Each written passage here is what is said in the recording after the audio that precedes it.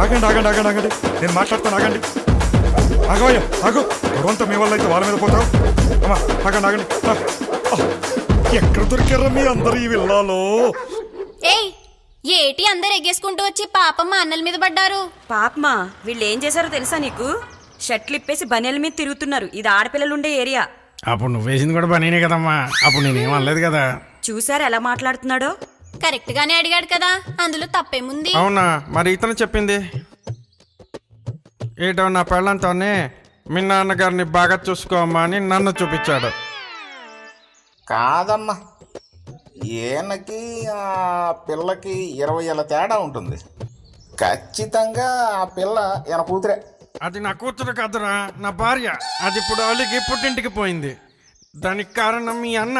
అన్ని బదులను ఏ ఆపు, పెన్షన్ తీసుకోవాల్సిన వయసులో పెళ్లి చేసుకొని మా అన్నలంటావా? ఇంకోసారి నోరేసుకొని పడిపోవనుకో నీ కాడి సినిగిపోద్ది. నేను మాట్లాడతాను, కాస్త ఆగండి అయ్యా ఆగండి అయ్యా ఆగండి. రావయ్యా సుబ్బురా, ఏంటిది?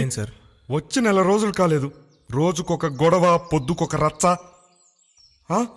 అడ్వాన్స్ ఇప్పించేస్తాను, మీరు ఖాళీ చేసేయండి. సార్ కూర్చొని మాట్లాడుకుందాం సార్. ఏం మాట్లాడతావా కూర్చొని?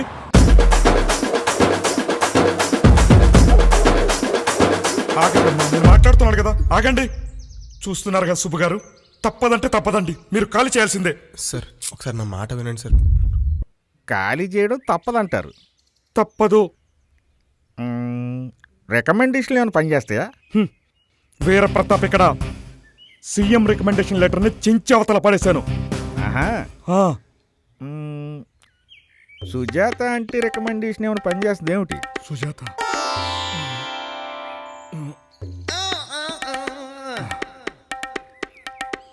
సూర్యుడు ముందు అలా పంపించు. నేను పంపిస్తాను కదా, నువ్వు ఉండు. అప్పుడప్పుడు ఇలాంటి చిన్న తప్పులు జరుగుతూనే ఉంటాయి. మనం ప్రతిదాన్ని పట్టించుకుంటూ పోతే తుప్పు పట్టిపోతాం. ప్రెసిడెంట్ గారు ఏం మాట్లాడుతున్నారు? అర్థం కాకపోతే ఇంటికెళ్ళి డిక్షనరీలో చూసుకో. ప్రెసిడెంట్ గారు, మీరు ఏం మాట్లాడుతున్నారో అర్థమవుతుందా?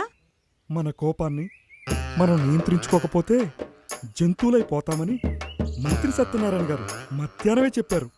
అది గుర్తించుకొని ప్రాక్టికల్గా మీకు అర్థం అవ్వాలని చెప్పానమ్మా. మీరు స్వచ్ఛమైన మనుషులు, అది నేను నమ్ముతున్నాను. దయచేసి వెళ్ళండి అమ్మా, నేను చూసుకుంటాను కదా. వెళ్ళండి ప్లీజ్. వెంకటలక్ష్మి గారు, రాత్రికి వస్తా. భోజనానికే తల్లి.